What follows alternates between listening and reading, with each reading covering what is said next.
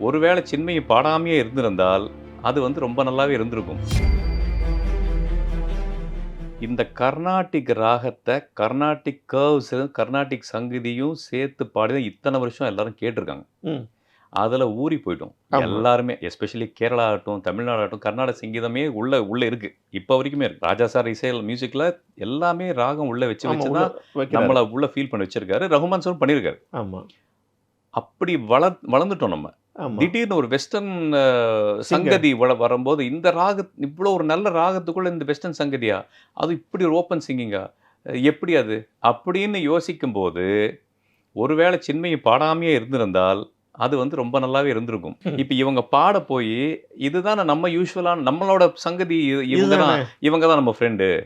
இந்த சங்கதி தான் நம்ம ஃப்ரெண்டு. இந்த ஸ்வரம் தான், இந்த ஹேண்டில், இந்த மாரி ஃபீல் தான் நம்ம கேட்டு வளர்ந்துருக்கோம். இவங்க யாரு? அப்படிங்கிற ஒரு கொஸ்டின் மாரி வந்து பார்க்குறோங்க.